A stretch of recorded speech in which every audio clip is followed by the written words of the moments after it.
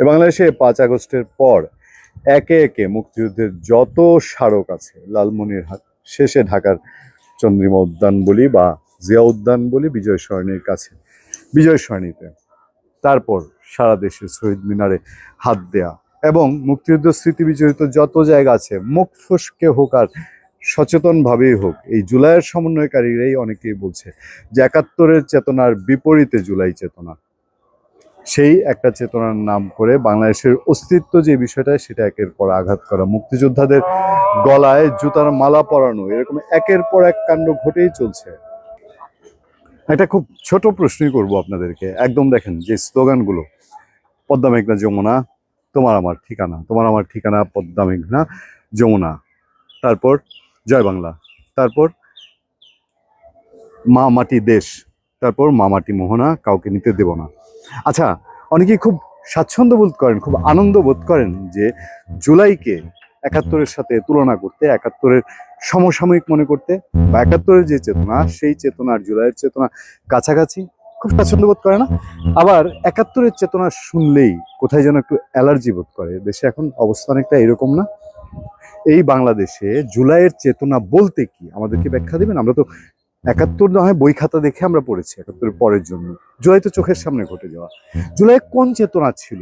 আমি এই বয়সে এসে আপনাদেরকে যদি প্রশ্ন করি, জুলাইয়ের চেতনাটা কি একটু বুঝিয়ে বলবেন? জুলাই আদতে কি কোনো চেতনা ছিল? জুলাই তো দেখলাম শাহবাগে আস্তে আস্তে জমজমাট স্লোগান দিত, কোটা বিরোধী আন্দোলন, সংস্কারের আন্দোলন, সংস্কার কি চাকরিতে বৈষম্য বিরোধী আন্দোলন, সেই আন্দোলন ছিল। তখন তো কেউ কোনো চেতনার কথা বলে নাই, জন্য তো কোনো চেতনার নাম শুনি নেই। এই করতে করতে আন্দোলন দানা বেঁধে গিয়ে শেষ 4-5 দিনে জড়তাটা এমনভাবে জট লাগলো, তারপরে শেখ হাসিনার বিদায় হলো, হঠাৎ আবিষ্কার হলো জুলাই চেতনা। জুলাই চেতনা, জুলাই চেতনা দিয়ে বাংলাদেশে এখন 12টা বাজার উপক্রম, যেখানে এই দেশের শান্তি শৃঙ্খলা নিয়ে মুক্তিযোদ্ধাদের ঐতিহাসিক ডাক এমন পর্যায়ে গেছে একটা দেশে, সভ্য দেশে এরকম থাকে না।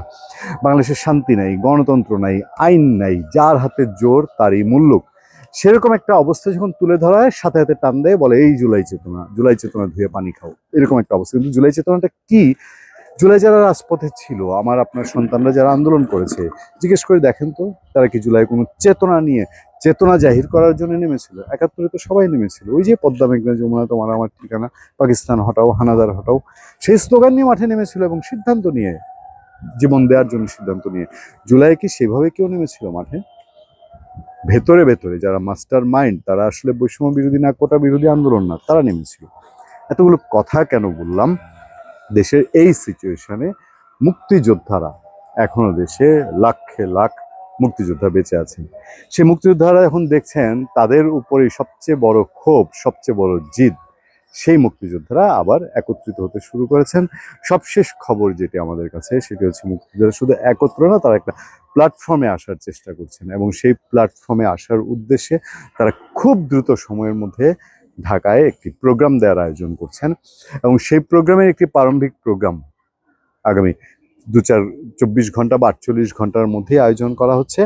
এবং সেরকমই আমরা আমাদের সূত্রগুলোতে, আমরা যাদের মাধ্যমে রাজনৈতিক নেতৃবৃন্দ দেশে যারা আছেন, অ্যাক্টিভ রাজনীতিবিদ যারা আছেন, তাদের মাধ্যমে আমরা জানতে পারি, তাদের মধ্যে মুক্তিযোদ্ধা যারা, তারা সমবেত হয়ে দেশ যে মুক্তিযুদ্ধের মাধ্যমে এই দেশ এবং মুক্তিযোদ্ধাদের এই দেশ, সেটারই অন্তত একটু জানান দেওয়ার চেষ্টা করছেন। ধন্যবাদ সবাইকে, ভালো থাকবেন, সুস্থ থাকবেন। আপনাদের সাথে আমি আতিক রহমান, পূর্ণিয়া।